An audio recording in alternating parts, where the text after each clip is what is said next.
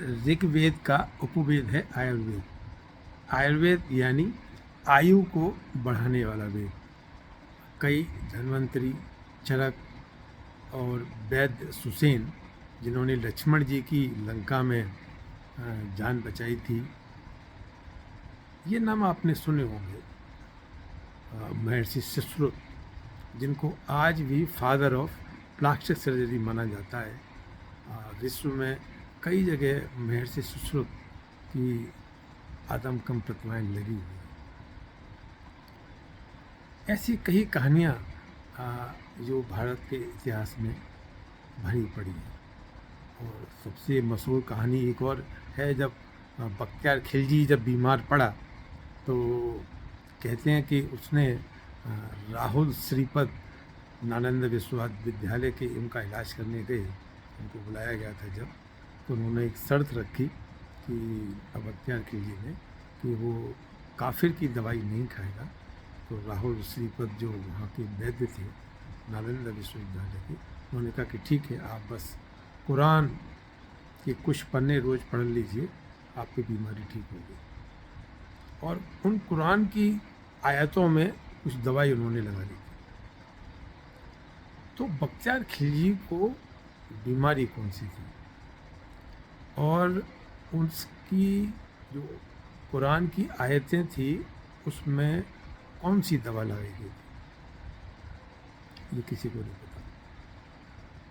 क्योंकि भारत में आयुर्वेद के साथ न्याय इसलिए नहीं हुआ, जो हमारा ज्ञान था वैद्यों ने वो अपनी आगे आने वाली पीढ़ियों के लिए नहीं लिख के रखा।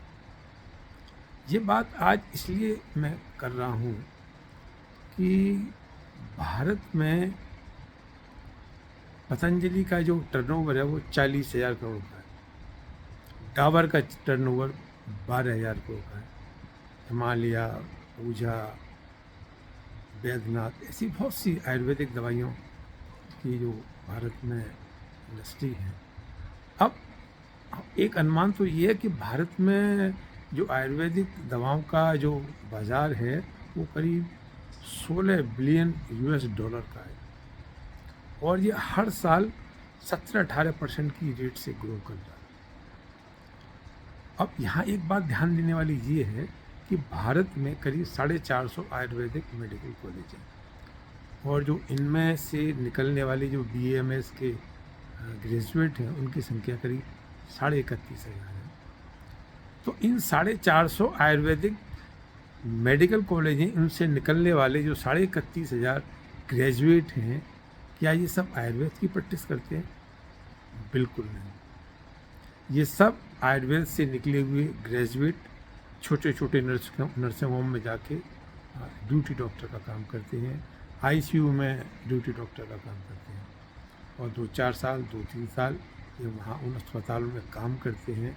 और इन आयुर्वेदिक ग्रेजुएट्स में अधिकांश लोग, मैं कह सकता हूँ 99% तक लोग फिर एलोपैथी की ही प्रैक्टिस करते हैं दूर दराज के इलाकों में जाके। हर शहर में आपको आयुर्वेद की जो प्रैक्टिस करने वाले, शुद्ध आयुर्वेद की प्रैक्टिस करने वाले लोग 2-4 ही मिलेंगे। तो फिर ये प्रश्न उठता है कि जब आयुर्वेद की प्रैक्टिस करने वाले 2-4 लोग ही हैं, तो भारत में जो आयुर्वेद का दवाओं का इतना बड़ा जो टर्नओवर है वो कहाँ से आता है? तो भारत में जो आयुर्वेदिक ड्रग्स हैं वो बिकती हैं प्रचार के माध्यम से। भारत के लोगों के दिलों में आयुर्वेद के लिए सम्मान है, प्यार है। और ये कहना अतिशयोक्ति नहीं होगी, इस प्यार और सम्मान को जो आयुर्वेद के लिए भारत के लोगों में है, इसका इमोशनल ब्लैकमेलिंग करके ये दवाएं बिकती हैं कि आयुर्वेद की दवाइयाँ नुकसान नहीं करती, आयुर्वेद जो है बीमारियों को जड़ से ख़त्म कर देता है।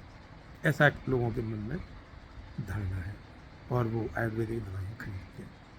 आयुर्वेद की प्रैक्टिस करने वाले हर शहर में 2-4 लोग भी नहीं मिलेंगे।